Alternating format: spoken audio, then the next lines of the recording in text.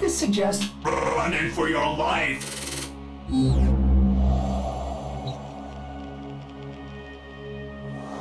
This is Atlas, hard as stone. Is it any surprise that his story begins with an asteroid? Temple Telamon had cast a spell on the indentured masses with a song that heralded the coming of a great stone destroyer, a god who would shatter the world and lead them to a great rebirth.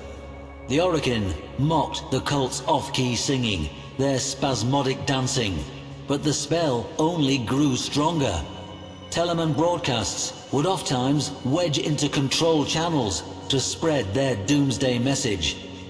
For the suffocated lower castes, the notion of something more powerful than their Orokin masters must have been intoxicating. A brutal Orokin crackdown seemed to be working, until an asteroid was detected on a collision course with Earth.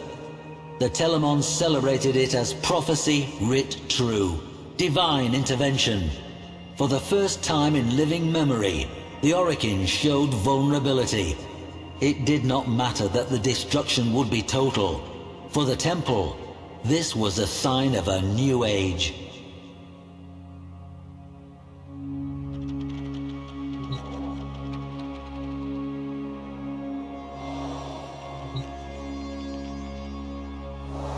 A probe was sent to the asteroid, perhaps seeking proof of divine intervention. It found intervention, though it was anything but divine. The rock had been fitted with colossal steering thrusters, and manning those thrusters, a bevy of well-armed Telamon.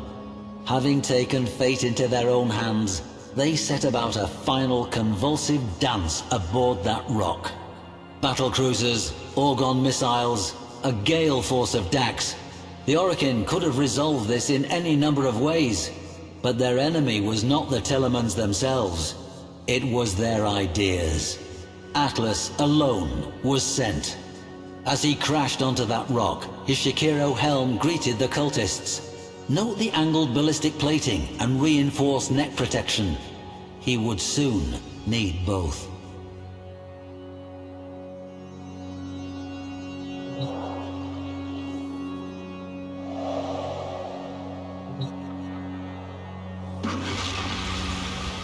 For years, historians felt this tale of Telamon quite improbable, an artifact of Orokin propaganda myth. Then, on our system's outer edge, we found a debris field of small rocks and dust in a lazy elliptical orbit. Upon these rocks, we find the remains of peculiar stone statuary. The petrified figures, clearly temple members, have been frozen into a tableau of struggle and death. Or was it perhaps a dance? This remarkable find forces us to rethink the entire tale as fact.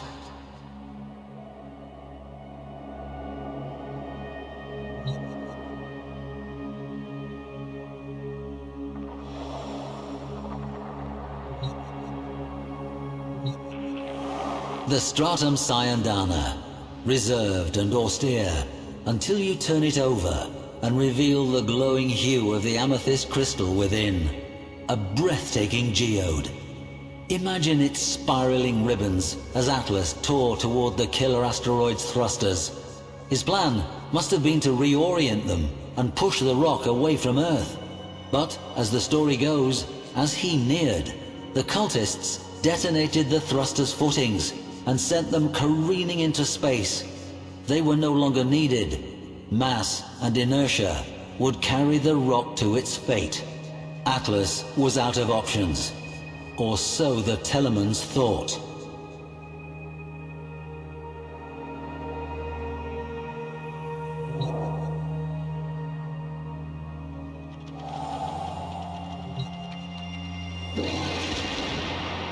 The Techo are perhaps my favorite pieces in this gallery.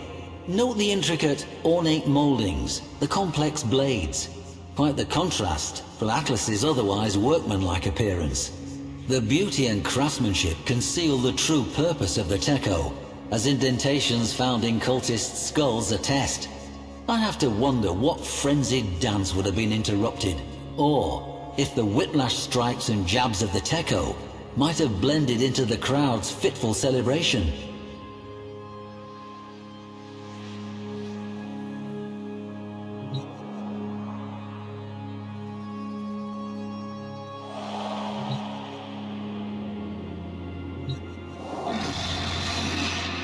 Before you, a rare sight. Two rumblers, painstakingly recreated from fragments of the aforementioned tableau. How these inert and rigid formations are compelled to life by Atlas defies reason. Yet it is true. Consider the confusion of those Telemans as the very stone they worshipped came to life and set upon them. How could they retaliate against such a thing? Like sparring with a landslide.